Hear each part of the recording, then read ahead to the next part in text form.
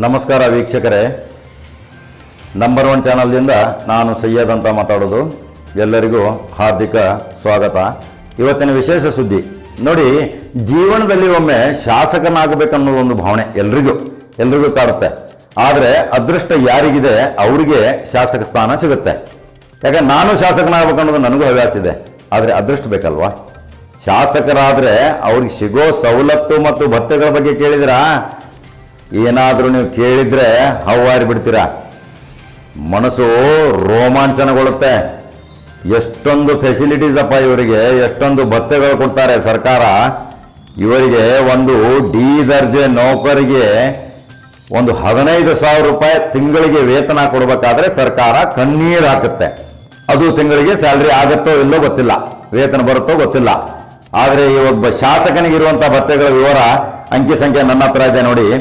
ಇವರಿಗೆ ತಿಂಗಳಿಗೆ ವೇತನ ಇದೆ 70,737 ರೂಪಾಯಿ. ಕ್ಷೇತ್ರ ಭತ್ಯೆ 40,000 ರೂಪಾಯಿ.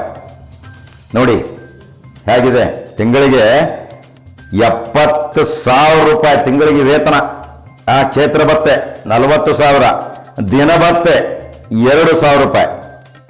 ಕ್ಷೇತ್ರ ಅಭಿವೃದ್ಧಿ ಭತ್ಯೆ ತಿಂಗಳಿಗೆ 40,000 ರೂಪಾಯಿ ನೋಡಿ. ಆಮೇಲೆ ಪ್ರಯಾಣ ಭತ್ಯೆ 20,000 ರೂಪಾಯಿ.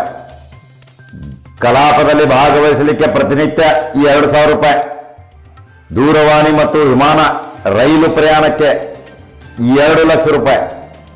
ಇವರು ಒಂದು ಸಾರಿ ಶಾಸಕರಾದರೆ 5 ವರ್ಷದಲ್ಲಿ 3 ಕೋಟಿಗಿಂತಲೂ ಹೆಚ್ಚಿಗೆ ದುಡ್ಡು ಗಳಿಸಬಹುದು. ಇದು ಏನು ವೇತನ?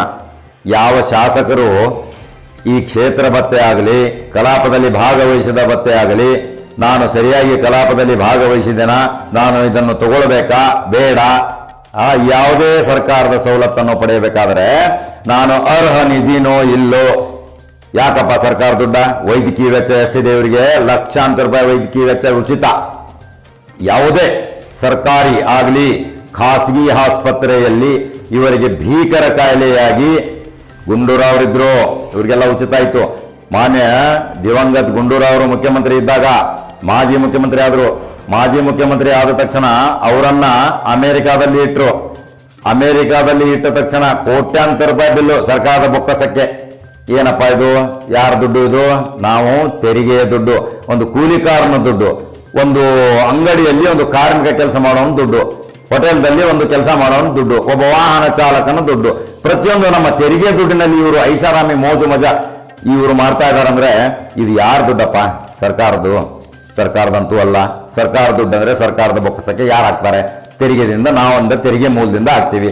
ಮನೆ ಕರ, ಇದು ಕರ, ಶಿಕ್ಷಣ ಕರ, ಪ್ರತಿಯೊಂದು ಒಂದು ಬಸ್ನಲ್ಲಿ 10 ಭಾಗ ಎಲ್ಲ ನಮ್ಮದು ತೆರಿಗೆ.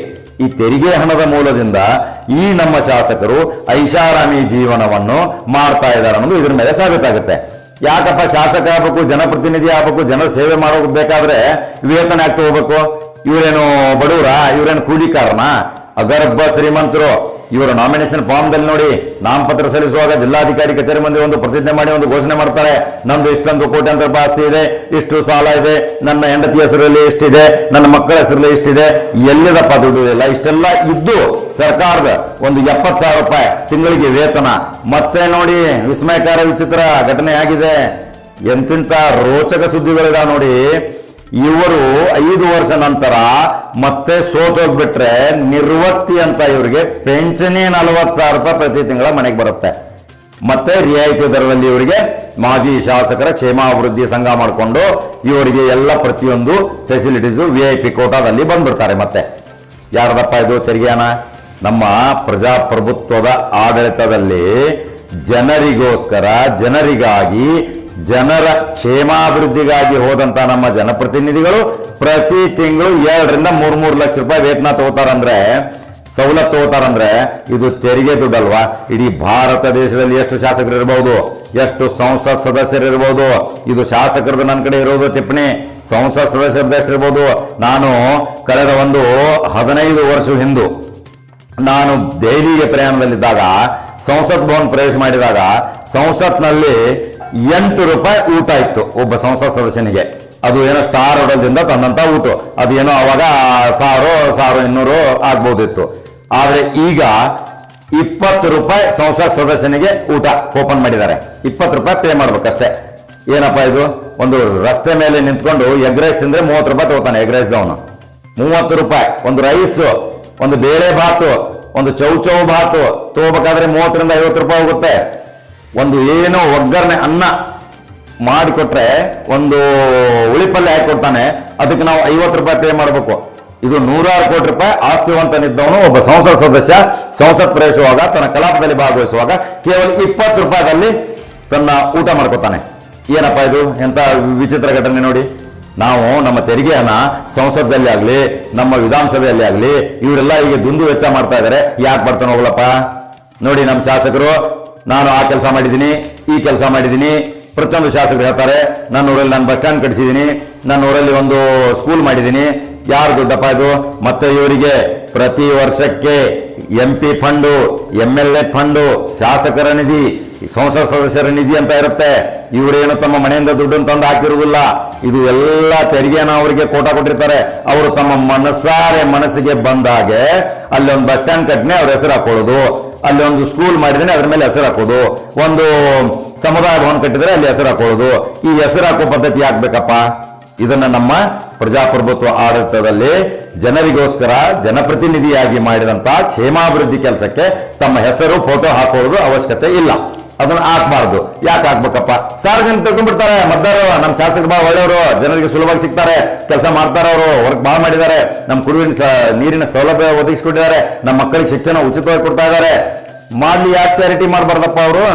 ಅವರು ಹಿನ್ನೆಲೆ ಅವ್ರ ಶಾಸಕ ಸ್ಥಾನ, ಅವ್ರದ್ದು ತಮ್ಮ ಭದ್ರತೆ, ತಮ್ಮ ಕುಟುಂಬ ಭದ್ರತೆ ಇದನ್ನೇ ಮಾಡ್ತಾ ಹೋದ್ರೆ ಯಾವಾಗ ನಮ್ಮ ರಾಜ್ಯ ಆಗಲಿ ದೇಶ ಆಗಲಿ ಸುಧಾರಣೆ ಪಥದಲ್ಲಿ ಬಂದಿತ್ತು ಹೇಳಿ ನೋಡೋಣ. ಈಗ ಒಬ್ಬ ಶಾಸಕಂದು 70,000 ಆಯ್ತು, ಸಂಸತ್ ಸದಸ್ಯ ಎಷ್ಟಿರ್ಬೋದು ಅದು ಮುಂದಿನ ಸಾರಿ ಹೇಳ್ತೀನಿ ನಾನು. ಅವ್ರ ಭತ್ತೆ ಎಷ್ಟಿದೆ? ಹೋಗ್ಬೇಕಾದ್ರೆ ಇವರು AC ಫಸ್ಟ್ ಕ್ಲಾಸು, ಯಾವಾಗಲೂ ಎಕಾನಮಿಯಲ್ಲಿ ಹೋಗ್ತಾರೆ. ವಿಮಾನಯಾನದಲ್ಲಿ ಇವರಿಗೆ ಮೊದಲ ಪ್ರಾಶಸ್ತ್ಯ. ಈಗ ನೋಡಿ, ನಮ್ಮ ಅಣ್ಣ ಹಜಾರೆ ಅವರು ಪ್ರತಿ ಸಾರಿ ಹೇಳ್ತಿದ್ರು, ನಾವು ಒಂದು ಇಡ್ಲಿ ತಿಂದು ಜೀವನ ಮಾಡ್ತೀವಿ, ಆ ಮಾಡ್ಲಿಕ್ಕೆ ಯಾರಾದರೂ ಮುಖ್ಯಮಂತ್ರಿಗಳು ತಯಾರಿದಾರ ನನ್ನ ಜೊತೆ ಬನ್ನಿ ಹೋರಾಟಕ್ಕೆ. ಹಿಂದೆ ತಿರುಗಿ ನೋಡಿದಾಗ ಒಬ್ರು ಇದಿರ್ಲಿಲ್ಲ ಅಂತೆ, ಒಬ್ಬರೇ ಕೂತ್ಕೊಂಡ್ಬಿಟ್ರು ಅಜ್ಜವರಂತ ಅಣ್ಣ ಹಜಾರೆಯವರೇ ನಿರಾಶೆದಾಯಕರಾಗಿ ಹೋದಾಗ ಇನ್ನೇನಾಗುತ್ತೆ? ಎಂತಿಂಥ ಮಹಾಮುಸ್ತದಿಗಳು, ಮಹಾ ಮೇಧಾವಿಗಳು, ವಿಜ್ಞಾನಿಗಳು, ತಂತ್ರಜ್ಞಾನಿಗಳು, CV ರಾಮನ್ ಅಂತವರು, ನಮ್ಮ ಹೋಮಿ ಜಹಾಂಗೀರ್ ಬಾಬಾನಂತವರು, ಎಂತಿಂಥ ತತ್ವಜ್ಞಾನಿ ವಿಜ್ಞಾನಿಗಳು, ನೋಬೆಲ್ ಪಾರಿತೋಷಕಂತ ವಿಜ್ಞಾನ ಪದವಿಗಳನ್ನು ಪಡೆದರು ಸಹಿತ ಒಂದಿನ ತಮ್ಮ ಹೆಸರನ್ನ ಆಗಲಿ ತಮ್ಮ ಯಾವುದಾದ್ರೂ ಒಂದು ಫಲಕಗಳಲ್ಲಿ ಆಗಲಿ ತಮ್ಮ ಹೆಸರು ಫೋಟೋ ಸಹಿತ ಇನ್ನೂವರೆಗೆ ಹಾಕಿಲ್ಲ. ನಾವು ಇತಿಹಾಸದಲ್ಲಿ ಮಾತ್ರ ನೋಡ್ತೀವಿ. ಎಲ್ಲಿದೆ ನೋಡಿ? ಈಗ ಯಾವುದೋ ಒಂದು ಕ್ಯಾಂಟೀನ್ ಮಾಡಿದ್ರೆ ಅವ್ರು ಏನೋ ಒಂದು ಹಿರಿಯ ಹೆಸರು ಇಟ್ಕೊಂಡ್ಬಿಡೋದು, ಅವ್ರ ಪಕ್ಷದ ಒಂದು ಊರಿನ ಹೆಸರು ಇಟ್ಕೊಂಡ್ಬಿಡೋದು. ಇದೆಲ್ಲ ಯಾಕೆ ಮಾಡ್ಬೇಕು? ಸರ್ಕಾರ ದುಡ್ಡಲ್ವಾ? ತೆರಿಗೆ ಹಣದ ದುಡ್ಡಲ್ವಾ? ಒಬ್ಬ ಬಡ ಕೂಲಿಕಾರನ ಹೆಸರು ಇಡ್ಬೇಕಪ್ಪ ಸ್ಟ್ರೀಟ್ಗೆ? ಯಾಕೆ ಇಡಲ್ಲ? ಒಂದು ಮಾರ್ಗ, ಆ ಮಾರ್ಗಕ್ಕೆ ತಮ್ಮ ಹೆಸರು ಇಟ್ಕೊಂಡ್ಬಿಡೋದು. ಇಂಥವೆಲ್ಲ ಹೆಸರಿಟ್ಕೊಂಡು ಮಾಡ್ಕೊತ ಹೋದ್ರೆ ಇದು ಏನಾಗುತ್ತೆ ಹೇಳಿ ನೋಡೋಣ. ತೆರಿಗೆ ಹಣದಿಂದ ತೆರಿಗೆದಾರನ ಹೆಸರು ಇಡಬೇಕು. ಇದು ನಮ್ಮ ನಂಬರ್ 1 ಚಾನಲ್ದ ಆಗ್ರಹ. ಈಗ ಹಲವಾರು ಬಾರಿ ನಾವು ನೋಡ್ತಾ ಇರ್ತೀವಿ, ಎಲ್ಲೋ ಬೆಂಗಳೂರಿಗೆ ಹೋಗಿ, ಡೆಲ್ಲಿಗೆ ಹೋಗಿ, ಎಲ್ಲೋ ಒಂದು ಹುಟ್ಟಹಬ್ಬಾಚರಣೆ ಮಾಡಿದ್ರೆ ಸಾವಿರಾರು ಫ್ಲೆಕ್ಸ್ ಬೋರ್ಡ್ ಹಾಕ್ಬಿಡ್ತಾರೆ.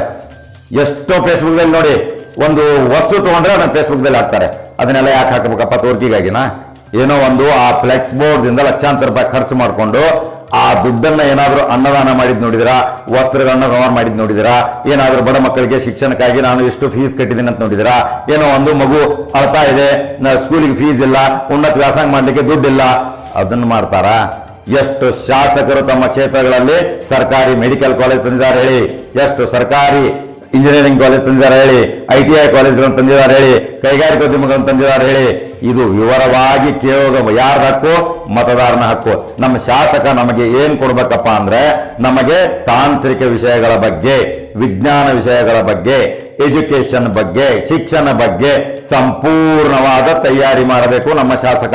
ಈಗ ಗ್ರಾಮ ಪಂಚಾಯತಿ ಸದಸ್ಯರಿಗೆ ಮಾನ್ಯ ಚುನಾವಣಾ ಆಯೋಗ SSLC ಪಾಸ್ ಆಗಿದ್ರೆ ಮಾತ್ರ ಚುನಾವಣೆಗೆ ಸ್ಪರ್ಧಿಸಲು ಅರ್ಹ ಅಂತ ಒಂದು ಸೂಕ್ತವಾದ ಆದೇಶ ಹೊರಡಿಸಿದ್ದಾರೆ. ಇದು ತುಂಬಾ ಸಂತೋಷ ವಿಷಯ. ಆದ್ರೆ ಈ ಶಾಸಕನಿಗೆ ಪದವಿ ಮಾಡಿ, ಮಂತ್ರಿ ಆಗ್ಬೇಕಾದ್ರೆ ಉನ್ನತ ಪದವಿ ಮಾಡಿ, ಇದೇ ರೀತಿ ಮಾಡಬೇಕು. ಆರೋಗ್ಯ ಮಂತ್ರಿ 7ನೇ ಕ್ಲಾಸ್ದವನು, ಎಜುಕೇಶನ್ ಮಂತ್ರಿ 5ನೇ ಕ್ಲಾಸ್ದವನು ಇರ್ತಾನೆ.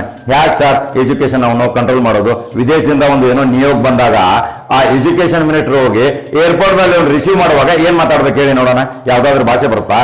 ಇಂಥವ್ರಿಗೆ ಅನಕ್ಷರಸ್ಥರಿಗೆ ಮಂತ್ರಿ ಸ್ಥಾನ ಕೊಟ್ರೆ ಅಧೋಗತಿ ಹೋಗುತ್ತೆ, ಅಧೋಗತಿ. ಅದಕ್ಕೆ ಬಾಬಾ ಸಾಹೇಬ್ ಅಂಬೇಡ್ಕರ್ ಸಾವಿರಾರು ಸಲ ಎತ್ತಿ ಎತ್ತಿ ಎತ್ತಿ ಎತ್ತಿ ಹೇಳಿದರು, ಶಿಕ್ಷಣಕ್ಕೆ ಒತ್ತು ಕೊಡಿ, ಶಿಕ್ಷಣದಿಂದ ಹೋರಾಟ ಮಾಡಿ. ಆ ಶಿಕ್ಷಣವೇ ನಿಮಗೆ ವಜ್ರದಂಥ ಒಂದು ಅಮೂಲ್ಯ ಕೊಡುಗೆ ನೀಡಿತ್ತು, ನಿಮಗೆ ಪುಸ್ತಕ ಭಾಂಡಾರದಿಂದ ನಿಮ್ಮ ಜ್ಞಾನ ಬೆಳೆದಿತ್ತು ಅಂತ ದೊಡ್ಡ ದೊಡ್ಡ ಬಾಬಾ ಸಾಹೇಬ್ ಅಂಬೇಡ್ಕರ್ ಜೊತೆ ಆಗಲಿ ಹಲವಾರು ವಿಜ್ಞಾನಿಗಳು, ಹಲವಾರು ತತ್ವಜ್ಞಾನಿಗಳು ಕತ್ತಲಿನ ಒಂದು ಚಿಮಣಿಯಲ್ಲಿ ಕುಳಿತು ವಿದ್ಯಾಭ್ಯಾಸ ಮಾಡಿ ಪಾರಂಗತರಾದವರು ಇದ್ದಾರೆ.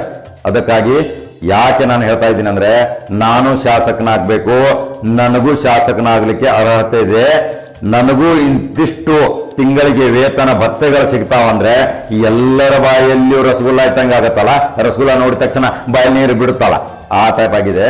ಅದಕ್ಕಾಗಿ ಕೆಲವು ಮತದಾರರಿಗೆ ಇನ್ನೂ ಗೊತ್ತಿಲ್ಲ ಶಾಸಕ ಸ್ಥಾನಕ್ಕೆ ಏನೇನು ಅರ್ಹತೆ ಇದೆ, ಶಾಸಕರಿಗೆ ಸಿಗುವ ಸವಲತ್ತುಗಳೇನು, ಶಾಸಕರು ಇರುವಂಥ ಅವರಿಗೆ ಸರ್ಕಾರಿ VIP ಕೋಟಾಗಳೇನು, ಇಷ್ಟೆಲ್ಲ ತಿಳುವಳಿಕೆ ಯಾರು ಮಾಡ್ಕೋಬೇಕು?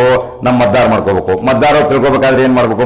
ಮತದಾರರು ತಮ್ಮ ಮಕ್ಕಳಿಗೆ ಶಿಕ್ಷಣ ಕೊಡಬೇಕು, ತಾವು ಕಲಿಬೇಕು, ವಯಸ್ಕರ ಶಿಕ್ಷಣ ಶಾಲೆಗೆ ಹೋಗ್ಬೇಕು, ರಾತ್ರಿ ಶಾಲೆಗೆ ಹೋಗ್ಬೇಕು. ಆ ಶಿಕ್ಷಣ ಕಲಿತ್ರೆ ಅದರಿಂದ ನಮ್ಮ ಶಾಸಕನಿಗೆ ಎಷ್ಟು ವೇತನಪ್ಪ, ಆ ಅಧಿಕಾರಿಗೆ ಎಷ್ಟು ವೇತನ, ಆ ಗನ್ಮ್ಯಾನ್ಗೆ ಎಷ್ಟು ವೇತನ, ಅವರಲ್ಲಿರುವ ಸೆಕ್ರೆಟರಿಗೆ ಎಷ್ಟು ವೇತನ, ಕಂಪೇರ್ ಮಾಡಿ ನೋಡಿದರೆ ಶಾಸಕ ವೇತನ ಉನ್ನತ ಸ್ಥಾನಕ್ಕೆ ಹೋಗುತ್ತೆ, ಅಲ್ಲಿರುವ ಅಧಿಕಾರಿಯ ವೇತನ ಕೆಳಮಟ್ಟಕ್ಕೆ ಹೋಗುತ್ತೆ.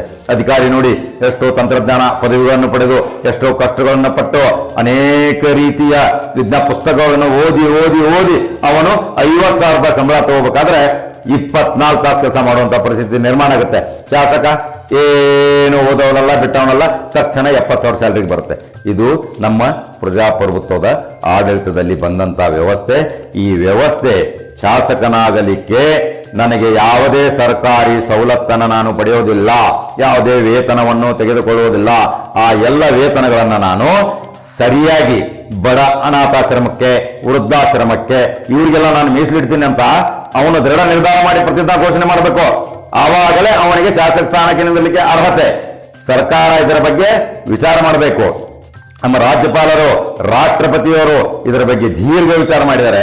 ಭಾರತ ದೇಶದಲ್ಲಿ ಇರುವಂತಹ 30-40 ಎಷ್ಟೋ ರಾಜ್ಯಗಳಿದ್ದಾವೆ. ಆ ರಾಜ್ಯಗಳಿಂದ ಸಂಪನ್ಮೂಲ ಕ್ರೋಢೀಕರಣಗೊಳ್ಳುವಾಗ ಇದನ್ನು ಕಂಪೇರ್ ಮಾಡಿ ನೋಡಿದರೆ ಇಲ್ಲಿ ನಮ್ಮ ಹರಿದು ವೆಚ್ಚವೇ ಹೆಚ್ಚಾಗುತ್ತೆ ವಿನಃ ನಮ್ಮ ಆದಾಯ ಕಡಿಮೆ ಆಗುತ್ತೆ. ನೋಡಿ ವೀಕ್ಷಕರೇ, ನಾನು ನನ್ನ ನಂಬರ್ 1 ಚಾನಲ್ದಿಂದ ಇನ್ನೂ ಒಳ್ಳೊಳ್ಳೆ ಸುದ್ದಿಗಳನ್ನ ಬಿತ್ತರಿಸಲಿಕ್ಕೆ ನಾನು ಬಹಳ ಉತ್ಸುಕನಾಗಿದ್ದೀನಿ. ತುಂಬ ಸಂತೋಷದಿಂದ ಹೇಳ್ತೀನಿ, ತಿಳುವಳಿಕೆಯಿಂದ ಹೇಳ್ತೀನಿ.